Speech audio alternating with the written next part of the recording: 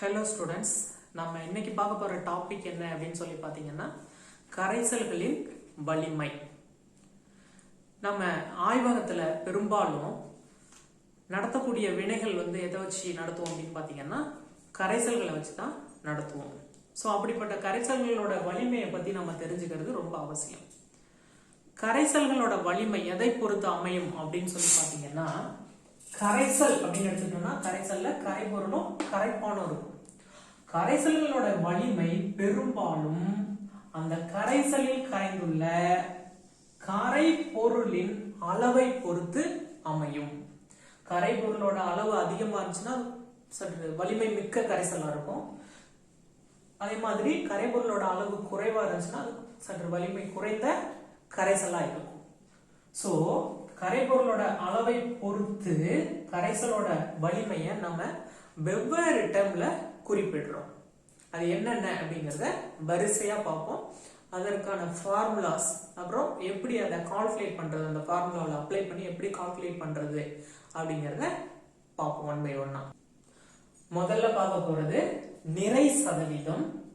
W/W is equal to கரைபொருளின் நிறை divided by கரைசலின் நிறை into 100%. சரிங்களா?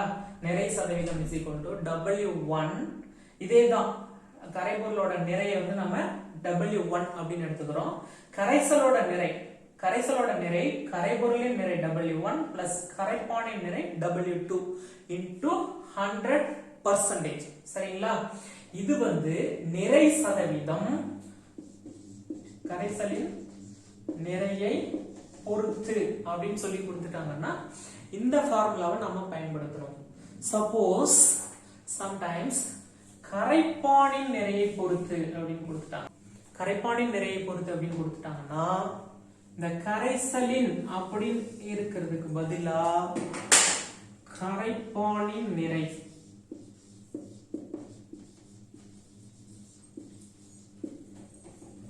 இங்க W1 divided by W2 into 100. சரிங்களா? சோ இந்த நிறை சதவீதமே ரெண்டு டைப்ல வரும். ஒன்னு கரைப்பானின் நிறையை பொறுத்து, கரைப்பானின் நிறையை பொறுத்துனா கரைபொருளின் நிறை divided by கரைசலின் நிறை. கரைப்பானின் நிறையை பொறுத்து அப்படின்னா கரைபொருளின் நிறை divided by கரைப்பானின் நிறை. சரிங்களா? எதுவுமே கேட்கல, இந்த டேர்மே கொடுக்கலன்னா நாம அதை எதுவா தான் எடுத்துக்கணும் அப்படின்னு பாத்தீங்கன்னா கரைசலின் நிறையை பொறுத்து அப்படிங்கிற மாதிரி தான் எடுத்துக்கணும். இதுக்கு முன்னாடி எழுதணும்ல அந்த ஃபார்முலாவை தான் நாம பயன்படுத்தணும். சரிங்களா? இப்ப பெரும்பாலும் நீட் எக்ஸாம் அப்படின்னு நம்ம நீட் எக்ஸாமோ அல்லது ஜேஇஓ எடுத்துக்கிட்டோம்னா இந்த ஃபார்முலாவை அப்படியே டைரக்டா அப்ளை பண்ணி ஒரு கொஸ்டினை சால்வ் பண்ற மாதிரிலாம் கொஸ்டின் கேட்க மாட்டாங்க. ஒரு கொஸ்டின்ல இது ஒன் ஆஃப் த பார்ட்டா இருக்கும். ஒரு கரைபொருளோட நிறைய நேரடியா கொடுக்காம பர்சன்டேஜ்ல கொடுத்துருவாங்க. அப்ப நம்ம நார்மாலிட்டியோ மோலாரிட்டியோ கண்டுபிடிக்கும் பொழுது மோல்களோட எண்ணிக்கையை நாம கால்குலேட் பண்ணணும். அப்ப இந்த கரைபொருளோட நிறை நமக்கு தெரியணும். பர்சன்டேஜ்ல கொடுத்துட்டாங்கன்னா நாம நிறைய கண்டுபிடிச்சிடலாம். அதுக்கப்புறம் நிறைய வச்சு அதோட மூலக்கூறு நிறைய டிவைட் பண்ணி மோல்களோட எண்ணிக்கை கண்டுபிடிக்கலாம். ஸோ இந்த பர்சன்டேஜ்ல இருந்து நாம வெயிட் கால்குலேட் பண்றதுக்கு, ஒரு கரைபொருளோட நிறைய கால்குலேட் பண்றதுக்கு இந்த ஃபார்முலா ஜேஇஇ நீட்டை பொறுத்த வரைக்கும் பயன்படும். நேரடியா இந்த ஃபார்முலாவை பயன்படுத்தி நாம என்ன பண்ண முடியாது, முழு ப்ராப்ளத்தையும் சால்வ் பண்ண முடியாது. ஒரு ஹாஃப் ஆஃப் த ப்ராப்ளம் அதுதான் நாம சால்வ் பண்ண முடியும். எப்படி அப்படின்னு சொல்லி ஒரு சின்ன சாம்பிள் கொஸ்டின் சொல்றேன் பாருங்க. இது ஒரு கொஸ்டின். H2SO4 கரைசலின் நிறை சதவீதம் 98% அப்படின்னு கொடுத்துட்டாங்க. நிறை சதவீதம் அப்படின்னு சொல்லி கொடுத்துட்டாங்க. அது கரைசலை பொறுத்தா அல்லது கரைபொருளை, அது கரைப்பானை பொறுத்தா அப்படின்னு கொடுக்கல. அப்ப நம்ம கரைசலை பொறுத்து அப்படின்னு எடுத்துக்கணும். அதன் அடர்த்தி 1.8 கிராம் பர் மில்லி லிட்டர் அப்படின்னு சொல்லி அடர்த்தி கொடுத்துட்டாங்க. 1 லிட்டர் 0.1 m H2SO4 தயாரிக்க தேவையான H2SO4 இன் கன அளவு யாது அப்படின்னு சொல்லி கேக்குறாங்க. சரிங்களா? சோ நம்ம இந்த இதெல்லாம் இன்னும் பார்க்கல. 0.1 m அந்த ஸ்மால் m மோலாரிட்டி அது பார்க்கல.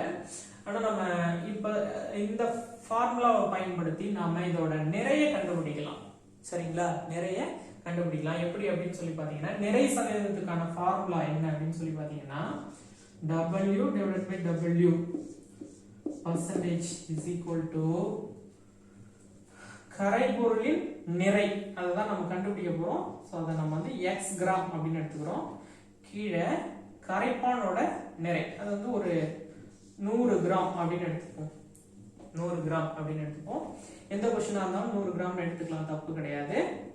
சோ இது வந்து பாத்தீங்கன்னா 100 ஃபார்முலாவுல இருக்கிறது percentage is equal to இந்த ஃபார்முலா இதற்கான மதிப்பு எவ்வளவு அப்படின்னு கொடுத்துட்டாங்கன்னா क्वेश्चनல 98% அப்படின்னு சொல்லி கொடுத்திருக்காங்க. அந்த 98%.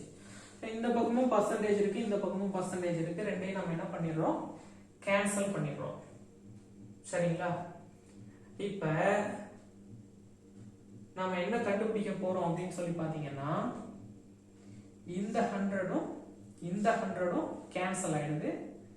சோ இந்த கிராமும் கேன்சல் ஆயிடுது. சோ x equal to எவ்வளவு அப்படின்னு சொல்லி கண்டுபிடிக்கிறோம்னா 98 கிராம் அப்படின்னு சொல்லி கண்டுபிடிச்சிடறோம். இப்ப இந்த क्वेश्चனை பொறுத்த வரைக்கும் இந்த क्वेश्चनல என்ன கேட்கல அப்படின்னு சொல்லி பாத்தீங்கன்னா, H2SO4 கரைசலின் நிறை சதவீதம் அப்படின்னு சொல்லி கொடுத்துட்டாங்க.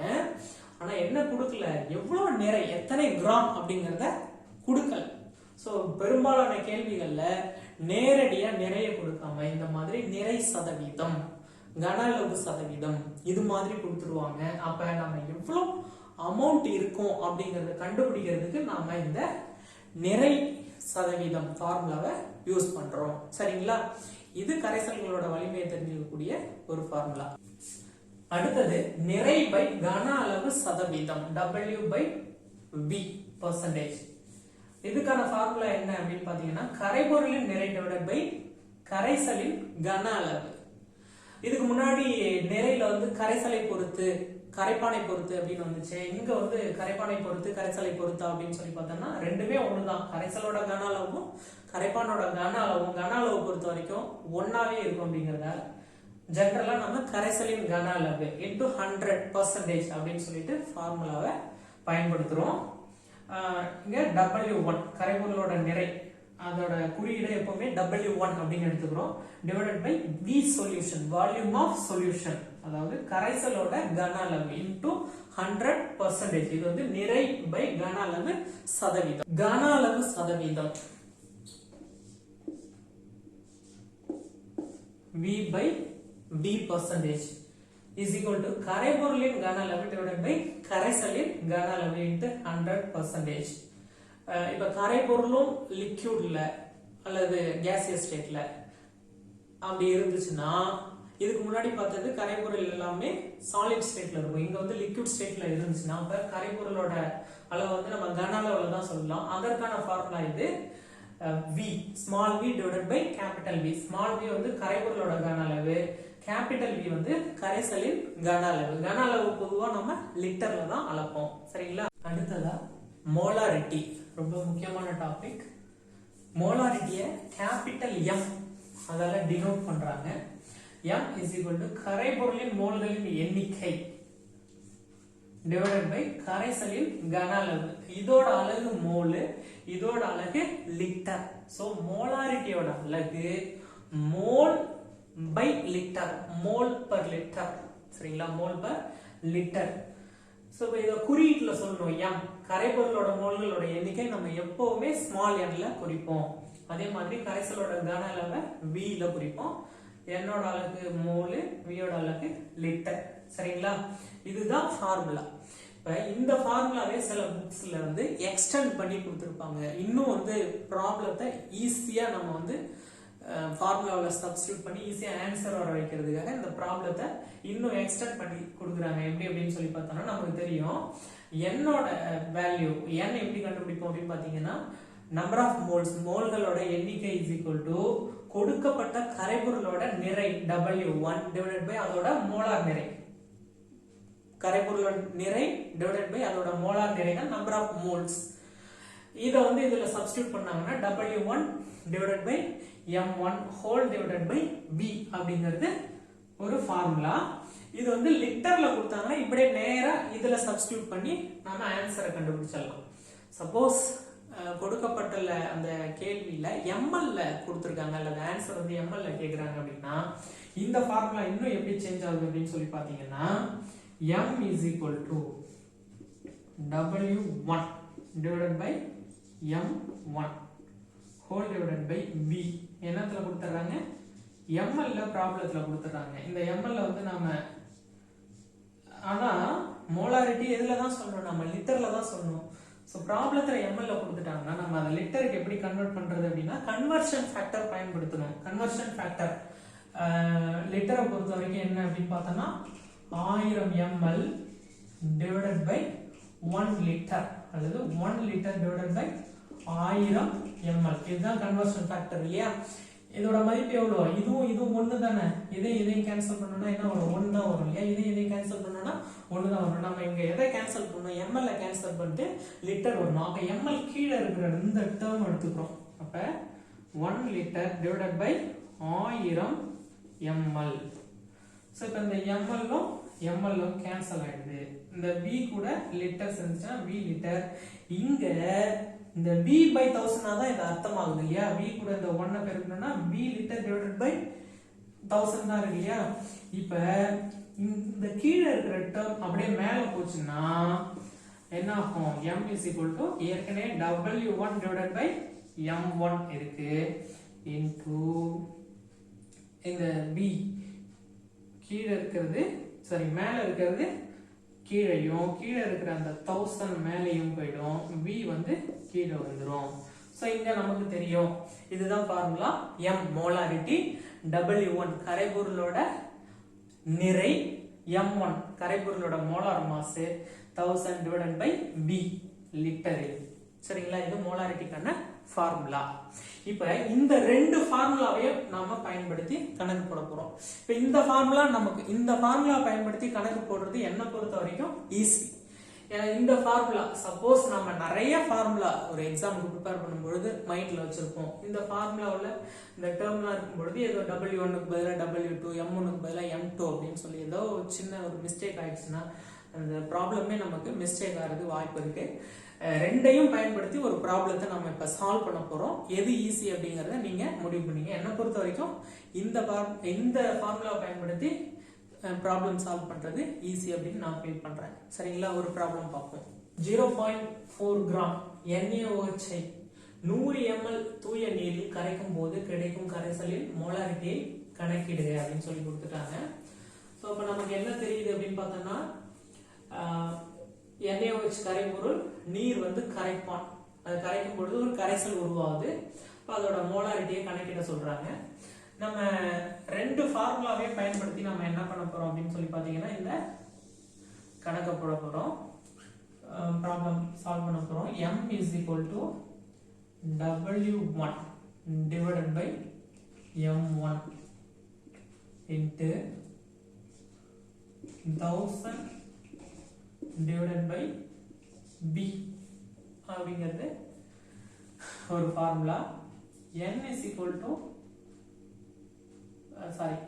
m is equal to n by b அப்படிங்கிறது இன்னொரு ஃபார்முலா. முதல்ல இந்த ஃபார்முலாவை பயன்படுத்தி நம்ம கணக்கு போட போறோம். m is equal to w1 அப்படிங்கிறது கரைபொருளோட நிறை 0.4 கிராம் கொடுத்துட்டாங்க. அதோட மோலார் மாஸ், சோடியம் ஹைட்ராக்சைடோட molar mass 40 gram per mole. So இங்க கிராமும் கேன்சல் ஆயிடுது. into 1 by mole மட்டும் இருக்கு. 1000 divided by இங்க என்ன இருக்கு அப்படின்னு சொல்லி பார்த்தோம்னா 100 ml. சோ ஏற்கனவே ml ல வந்து லிட்டர்ல மாத்தி தான் நம்ம என்ன பண்ணிருக்கோம், இந்த 1000 வந்திருக்கு. அதனால அப்படியே அந்த 100 நேரடியா நம்ம சப்ஸ்டிட்யூட் பண்றோம். சோ இதையும் கேன்சல் பண்ணிடுறோம். மேல ஒரு 10 இருக்கு. இந்த 10ஐயும் இந்த 40ஐயும் கேன்சல் பண்ணோம்னா 4 இருக்கும். சோ 0.4 இது 10 தடவை தான் 4 இல்லையா? இதெல்லாம் கேன்சல் பண்ணோம்னா 10 வரும். So m is equal to என்ன வருது அப்படின்னு பார்த்தோம்னா 1/10. இந்த டிவிஷன்ல கிராம் பை மோல் இருக்கு. அது மேல போச்சுன்னா மோல், ஏற்கனவே இந்த v ல ஒரு லிட்டர் இருக்கும், மோல் பர் லிட்டர் அப்படின்னு வந்துரும்.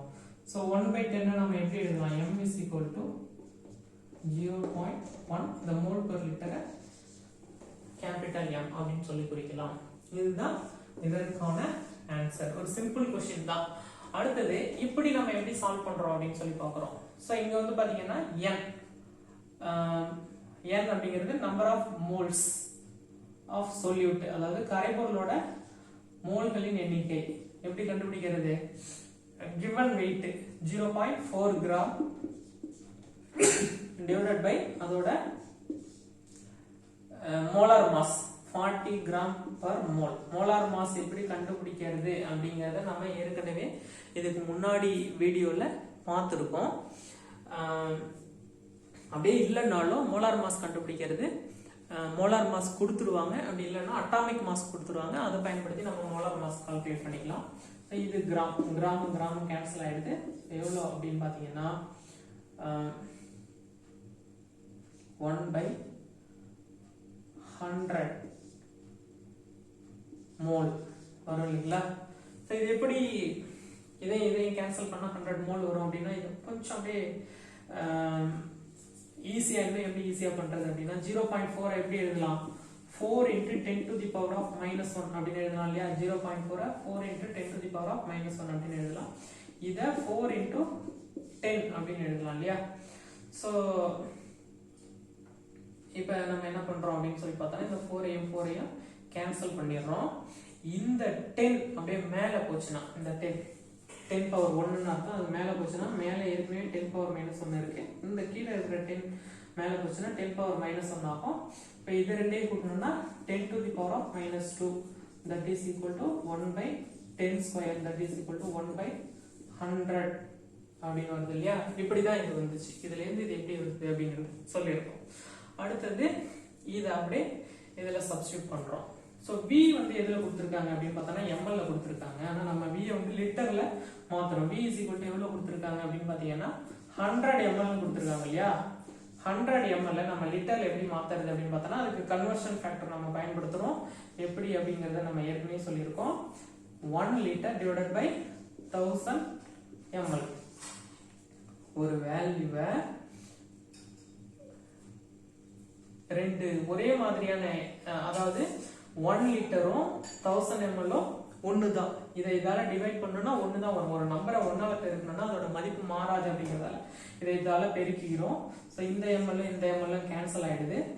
இந்த 1000ல ரெண்டு ஜீரோவும் இந்த ரெண்டு ஜீரோவும் கேன்சல் ஆயிடுது. சோ எவ்வளவு வருது அப்படின்னு பார்த்தோம்னா v is equal to 1/10 litre, அதாவது 10 to the power of minus 1 litre அப்படின்னு சொல்லலாம். இப்போ இதை இதுல சப்ஸ்டிட்யூட் பண்றோம். m is equal to n க்கு பதிலா என்ன போட்டுருக்கோம்? 10 to the power of minus 2 mole divided by 10 to the power of minus 1 liter. So இப்போ இந்த 10 to the power of minus 1 அப்படியே மேல போச்சுன்னா மல்டிப்ளிகேஷன்ல போச்சுன்னா 10 to the power of minus 2 into 10 to the power of plus 1 mole by liter. என்ன ஆகும்? இந்த base ரெண்டும் ஒண்ணா இருந்துச்சுன்னா பவர் ரெண்டையும் நம்ம ஆட் பண்ணிக்கலாம். m is equal to 10 to the power of minus 1 m that is equal to 0.1 m. சரிங்களா? ரெண்டுக்கும் ஒரே ஆன்சர் தான் வருது. இந்த மாதிரி போடும்போது நம்ம பெரிய பெரிய ஃபார்முலாவெல்லாம் ஞாபகம் வச்சுக்கிறத அவாய்ட் பண்ணலாம். அடுத்தது மோலாலிட்டி. மோலாலிட்டியை ஸ்மால் m ஆல டினோட் பண்ணுவாங்க. நல்லா கவனிக்கும். மோலாரிட்டியை கேபிட்டல் m, மோலாரிட்டி அங்க இங்க மோலாலிட்டி. மோலாலிட்டியை ஸ்மால் m ஆல டினோட் பண்ணுவாங்க. Small m molality is equal to n divided by W2. இங்க n அப்படிங்கிறது கரைபொருளோட மோல்களின் எண்ணிக்கை. அங்க மோலாரிட்டில வந்த அதேதான் கரைபொருளோட மோல்களின் எண்ணிக்கை. ஆனா அங்க கரைசலோட கன அளவை பயன்படுத்தணும். இங்க கரைப்பானோட நிறைய கிலோகிராம்ல, இங்க கரைப்பானோட நிறைய பயன்படுத்துறோம். சரிங்களா?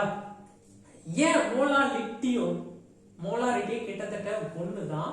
ஆனா மோலாரிட்டி அப்படின்னு ஒண்ணு இருக்கும்ல, ஏன் மோலாலிட்டி பயன்படுத்துறோம் அப்படின்னு பார்த்தோம்னா இந்த மோலாலிட்டி ஸ்மால் m அப்படிங்கிறது வெப்பநிலையை பொறுத்து மாறுபடாது. ஏன்னா வெப்பநிலையை பொறுத்து மோல்களின் எண்ணிக்கையும் மாறுபடாது, நிறையும் மாறுபடாது. ஆனா இந்த கேபிட்டல் M மோலாரிட்டி பயன்படுத்தும் பொழுது இதுல வந்து வெப்பநிலையை பொறுத்து மாறுபடக்கூடிய காரணியான கன அளவு இருக்கு. நமக்கு தெரியும், ஒரு திரவ பொருள் வெப்பப்படுத்தும் பொழுது விரிவடையும், குளிர்விக்கும் பொழுது சுருங்கும். சோ இது வந்து வெப்பநிலையை பொறுத்து மாறுபடுது அப்படிங்கறதால இத பயன்படுத்தினா ரிசல்ட் வந்து ரொம்ப ப்ரீசைஸா இருக்கும் அப்படிங்கிறதுக்காக மோலாரிட்டி அப்படிங்கிறது வெப்பநிலை ஒரு காரணியா இருக்கும் பொழுது இத பயன்படுத்துறாங்க. இது வெப்பநிலையை பொறுத்து மாறுபடாது. இதோட அலகு என்ன அப்படின்னு சொல்லி பார்த்தோம்னா, மேல number of moles mole per kilogram, mole per kilogram அப்படிங்கிறது இதோட அலகு. இதற்கான இந்த எக்ஸ்டெண்ட் ஃபார்முலா கிராம்ல கொடுத்துட்டாங்க அப்படின்னா எப்படி அப்படின்னு பாத்தீங்கன்னா, m is equal to W1 divided by M1 into 1000 divided by W2. நமக்கு தெரியும் W1 அப்படின்னா கரைபொருளோட நிறை, M1 னா கரைபொருளோட மோலார் நிறை, W2 அப்படின்னா கரைப்பானோட நிறை கிராம்ல. அடுத்தது ஃபார்மாலிட்டி. ஃபார்மாலிட்டியும் மோலாரிட்டியும் ஒண்ணுதான். இந்த ஃபார்மாலிட்டி அப்படிங்கிற டேர்ம் எஸ்பெஷலா எதுக்கு பயன்படுத்தும் அப்படின்னு பார்த்தோம்னா, அயனிச் சேர்மங்களுக்கு பயன்படுத்தும் பொழுது மோலாரிட்டியை நம்ம ஃபார்மாலிட்டி அப்படின்னு சொல்லி சொல்றோம். ரெண்டுமே ஒண்ணு.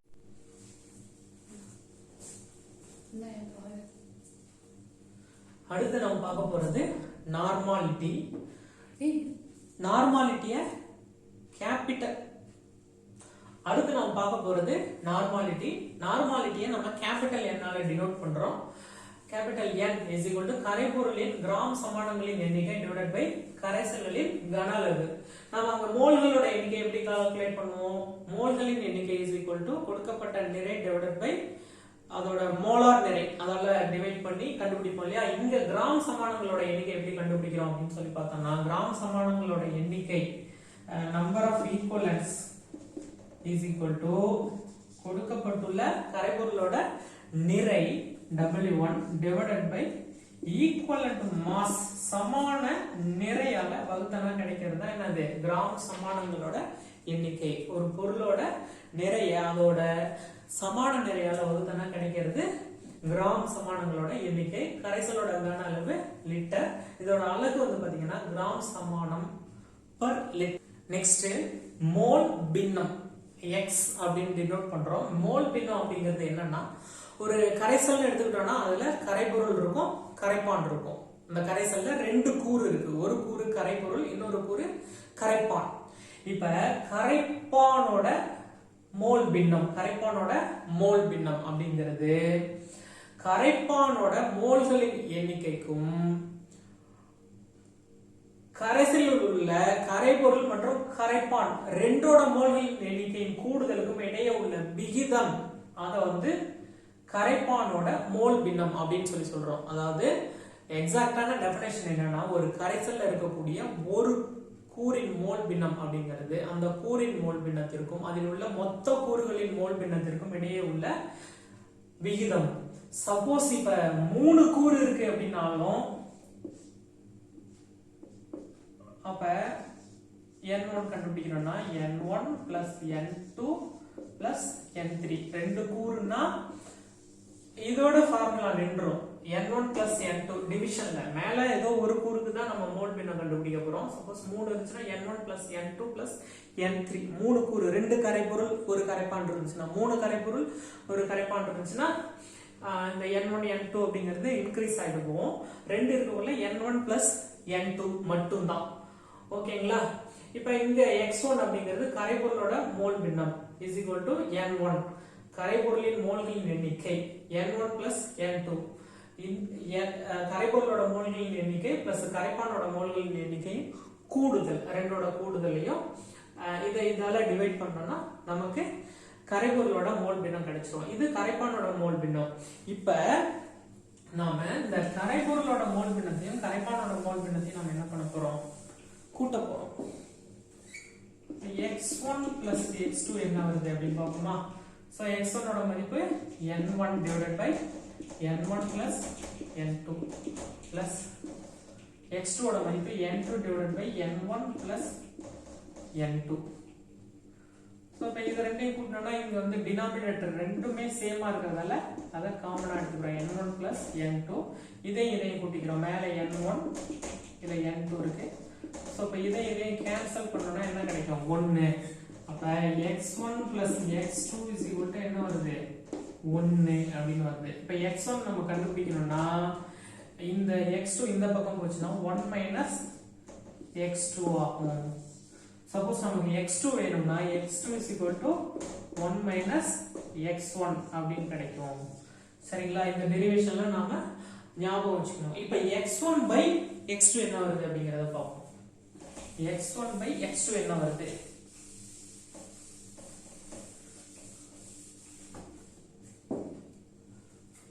x1 divided by x2 is equal to x1 ஓட மதிப்பு n1 divided by n1 plus n2, x ஓட மதிப்பு n2 divided by n1 plus n2. இப்போ இந்த டிவிஷன்ல இருக்கிறது இந்த டிவிஷன்ல இருக்கிறது என்ன ஆயிடும், ஒரே மாதிரி இருக்கிறதால கேன்சல் ஆயிடுது. சோ இதுல இருந்து x1 divided by x2 is equal to n1 divided by n2 அப்படிங்கற இந்த டேர்ம் நமக்கு கிடைக்குது. இந்த ஃபார்முலாவை நாம என்ன பண்ணோம், ஞாபகத்துல வச்சுக்கணும். சரிங்களா, அடுத்தது PPT, PPM, PPB. அதாவது PPT னா பார்ட்ஸ் per 1000, ஆயிரத்தில் ஒரு பகுதி.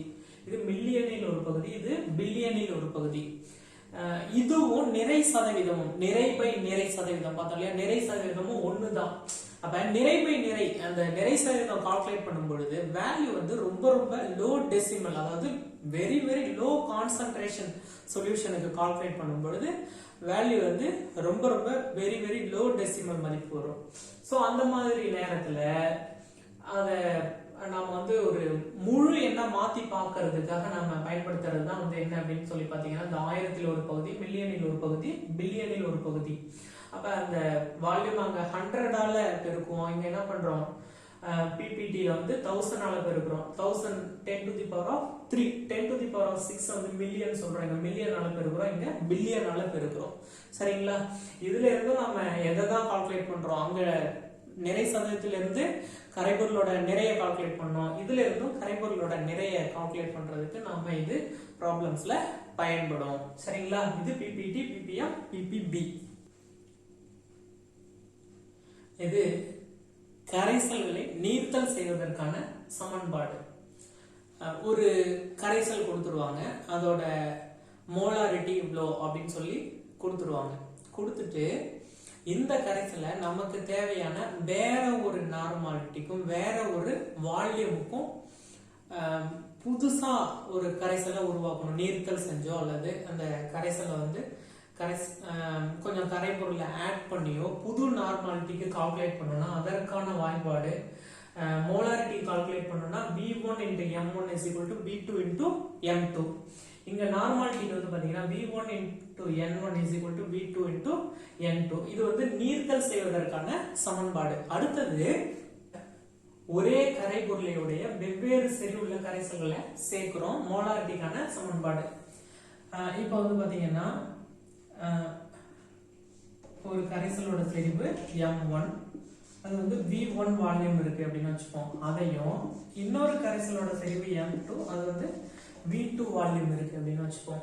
இதையும் சேர்க்கிறோம். சேர்க்கும் பொழுது நமக்கு தெரியும் இணை எதையும் கூட்டுறோம். இது ஒரு 500 ml, இது ஒரு 500 mlனா வால்யூமை பொறுத்த வரைக்கும் என்ன பண்ணாது, மாறாது. சரிங்களா, அப்ப இது ஒரு 500 ml, இது ஒரு 500 ml, ரெண்டையும் சேர்த்தோம்னா வால்யூம் வந்து எவ்வளவா இருக்கும், 1000 ml இருக்கும். சோ அப்ப V1 is equal to V2, V1 plus V2 இந்த இடத்துல இருக்கும். எது மட்டும்தான் மாறும் அப்படின்னு பாத்தீங்கன்னா இந்த M1 plus M2 இந்த ரெண்டு செறிவையும் சேர்க்கும் பொழுது ஒரு புது செறிவு உருவாகும். அந்த புது செறிவை M3 அப்படின்னு சொல்லலாம். இதை தான் வந்து கேட்பாங்க கொஸ்டினா. இது வந்து ரொம்ப முக்கியமான ஃபார்முலா. புதுசா உருவாகக்கூடிய அந்த செறிவு எவ்வளோ அப்படின்னு சொல்லி கேட்பாங்க. இப்ப இதுல இருந்து நம்ம என்ன கண்டுபிடிக்கலாம் அப்படின்னு சொல்லி பார்த்தோம்னா m3 is equal to, சரிங்களா, இந்த m3 இது கூட பெருக்கல்ல இருக்கு. இது இந்த பக்கம் வந்துச்சுன்னா m1v1 plus m2v2 divided by v1 plus v2 அப்படிங்கிறது புதிதாக உருவாகக்கூடிய அந்த செறிவுக்கான ஃபார்முலா. இது மோலாரிட்டி சமன்பாடு. நார்மாலிட்டிக்கான சமன்பாடும் அப்படியே அதுதான். இங்க மோலாரிட்டிக்கு பதிலா நாம நார்மாலிட்டியை மாத்திக்க வேண்டியதுதான். நார்மாலிட்டி சமன்பாடு n3 is equal to n1v1 plus n2v2 divided by v1 plus v2 அப்படிங்கிறது நார்மாலிட்டிக்கான சமன்பாடு. கடைசியா அமில கார கரைசல்களை சேர்க்கும் பொழுது மோலாரிட்டியில எப்படி சேஞ்சஸ் ஏற்படுது, அந்த மோலாரிட்டி எப்படி கால்குலேட் பண்றது அப்படிங்கறத பார்க்க போறோம். இங்க VA அப்படிங்கிறது அமிலத்தோட கன அளவு, MA அப்படிங்கிறது அமிலத்தோட மோலாரிட்டி, VBங்கிறது காரத்தோட கன அளவு, MB அப்படிங்கிறது காரத்தோட மோலாரிட்டி. இதோட பெருக்கு தொகை இதோட பெருக்கு, அதாவது இந்த ரெண்டோட பெருக்கு தொகை இந்த ரெண்டோட பெருக்கு தொகையும் சமமா இருந்துச்சுன்னா கரைசல் வந்து நடுநிலை தன்மை வாய்ந்ததா இருக்கும். இப்ப MAவையும் VAவையும் பெருக்கி வர பெருக்கு தொகையானது இந்த ரெண்டோட பெருக்கு தொகையை விட பெருசா இருந்துச்சுன்னா அப்ப கரைசல் வந்து அமிலத்தன்மை கொண்டதா இருக்கும். அதற்கான ஃபார்முலா நம்ம ஏற்கனவே பார்த்தோம் இல்லையா, இரண்டு ஒரே மாதிரியான கரைசல்களை உடைய வெவ்வேறு நார்மாலிட்டி அல்லது மோலாரிட்டியை கொண்ட கரைசல்களை நார்மாலிட்டியை கண்டுபிடிக்கிறதுக்கு m3 is equal to v1 m1 plus v2 m2 divided by v1 v2 அப்படின்னு சொல்லிட்டு ஒரு ஃபார்முலா பயன்படுத்துறோம் இல்லையா, அதே ஃபார்முலா தான் அங்க அடிஷன் சிம்பல் பயன்படுத்துறோம், இங்க மைனஸ் சிம்பல் பயன்படுத்துறோம். சரிங்களா, அங்க v1 m1 க்கு பதிலா இங்க va ma volume of acid molarity of acid, volume of base molarity of base பயன்படுத்துறோம். சரிங்களா, இது ரெண்டையும் வந்து மல்டிப்ளை பண்றோம்ல, மல்டிப்ளை பண்ணி வரக்கூடிய வேல்யூல எந்த வேல்யூ பெருசா இருக்கோ அதை முன்னாடி எழுதிக்கிறோம், மைனஸ் எந்த வேல்யூ சின்னதா இருக்கோ அதை பின்னாடி எழுதிக்கிறோம். சரிங்களா, அதே மாதிரி தான் இங்க வந்து பாருங்க, இதுல வந்து VB MB இதோட வேல்யூ பெருசா இருக்கிறதால இதை முன்னாடி எழுதிக்கிறோம், இதை பின்னாடி எழுதிக்கிறோம். VA plus VB ரெண்டு ஃபார்முலாவிலையும் காமனா வரும். இந்த கரைசல் வந்து காரத்தன்மை கொண்டதாக இருக்கும். இது வந்து மோலாரிட்டிக்கான சமன்பாடு. அப்படியே நார்மாலிட்டிக்கான சமன்பாடு, நார்மாலிட்டி எப்படி கண்டுபிடிக்கிறது அப்படின்னு சொல்லி நார்மாலிட்டிக்கான சமன்பாடு அப்படியே மோலாரிட்டி இருந்த இடத்துல m-க்கு பதிலா n மாத்தணும்னா அதே சமன்பாடு தான் m-க்கு பதிலா n சப்ஸ்டிட்யூட் பண்றோம். சரிங்களா, இது நார்மாலிட்டிக்கான சமன்பாடு. இந்த வீடியோல நாம கரைசல்களின் வலிமை சம்பந்தமான ஃபார்முலாஸ் எல்லாம் பார்த்துட்டோம். இந்த ஃபார்முலாவை அப்ளை பண்ணி எப்படி ப்ராப்ளம் சால்வ் பண்றது அப்படிங்கறத நம்ம அடுத்த வீடியோல பார்ப்போம். இந்த வீடியோ உங்களுக்கு புரிஞ்சிருந்ததுன்னா நம்ம தமிழ் வேதி சேனலை சப்ஸ்கிரைப் பண்ணுங்க. தேங்க்ஸ் ஃபார் வாட்சிங்.